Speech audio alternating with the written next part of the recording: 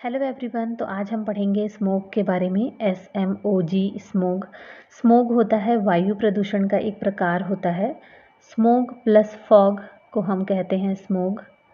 वायु में धुएं और कोहरे का मिश्रण, फॉग मतलब कोहरा। फॉग, जिसे हिंदी में कोहरा कहते हैं, इसके बारे में तो हम सभी जानते ही हैं। फॉग क्या होता है? हवा में मौजूद पानी की छोटी छोटी बूंदें होती हैं जिनके रंग सफ़ेद होता है। आसमान में जो कोहरा होता है उसकी वजह से अक्सर सर्दी में आपने देखा होगा कि एक सफ़ेद चादर जैसी नज़र आती है, जिसके कारण दिखाई देना थोड़ा कम हो जाता है। तो लोग इसी से उसे कंबाइन कर लेते थे। लेकिन इसमें जो फॉग होता है उसमें सांस लेने में कोई भी तकलीफ़ नहीं होती है। लेकिन जो स्मोक होता है यह सीधा रेस्पिरेटरी ऑर्गन पे अटैक करता है। बहुत ही डेंजरस होता है, क्योंकि स्मोक होता है वो होता है कोहरे, धूल और वायु प्रदूषक जैसे कि नाइट्रोजन ऑक्साइड, सल्फर डाइऑक्साइड, वाष्पशील कार्बनिक यौगिक, इन सभी का एक हानिकारक मिश्रण होता है स्मोक। तो कितना डेडली कॉम्बिनेशन है ये। पहली बार स्मोक शब्द का प्रयोग 1905 में किया गया था इनके द्वारा, जिनका नाम हमने लिख दिया है। इसे हम दो तरह से डिवाइड कर सकते हैं। एक है क्लासिकल स्मोक और दूसरा है फोटोकेमिकल स्मोक।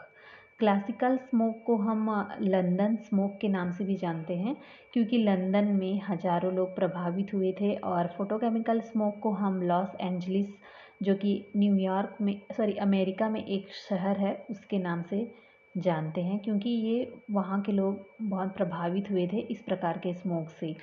तो केमिकल स्मोक को हम और भी नाम से जानते हैं, जो कि है इंडस्ट्रियल स्मोक, रिड्यूसिंग स्मोक और सल्फरस स्मोक। तो ये सल्फरस स्मोक तब बनता है जब हम फॉसिल फ्यूल्स, जिसे हम जीवाश्म ईंधन कहते हैं, जैसे कि कोयला, जब इनको जलाया जाता है तो सल्फर रिलीज़ होता है, जो एनवायरनमेंट में जो ऑक्सीजन होता है उससे रिएक्ट करके सल्फर डाइऑक्साइड बनाता है, जो कि बहुत ही डेंजरस है। फिर ये जो SO2 है वो फिर से ऑक्सीजन से रिएक्ट करता है और SO3 बनाता है।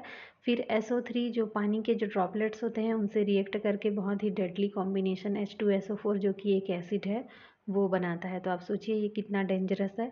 और ये जो सल्फ़र जो रिलीज़ हो रहा है वो नेचुरल सोर्स से रिलीज़ होता है, जैसे वोल्केनिक इरप्शन या फिर फॉसिल फ्यूल के कंबसन, जैसे कोयले के दहन से पैदा होता है। फोटोकेमिकल स्मोक कब क्रिएट होता है? जब नाइट्रोजन के जो ऑक्साइड होते हैं वो कम से कम एक ऑर्गेनिक कंपाउंड के साथ जब सनलाइट से रिएक्ट करते हैं, तो ये जो होता है वो फोटोकेमिकल स्मोक होता है। नाइट्रोजन के ऑक्साइड हमें कहाँ से प्राप्त होते हैं?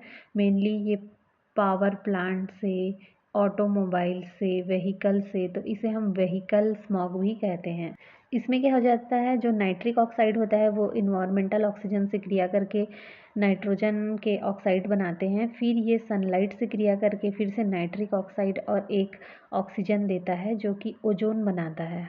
स्ट्रेटोस्फियर में ओजोन की एक परत होती है जो हमें यूवी लाइट को रोकने में मदद करती है। तो ओजोन तो अच्छे होते हैं, लेकिन जब ये ओजोन हमारे इन्वायरमेंट में आते हैं तो ये पॉल्यूटेंट यानी प्रदूषक बन जाते हैं, जो कि बहुत सारी बीमारियां उनसे होती है।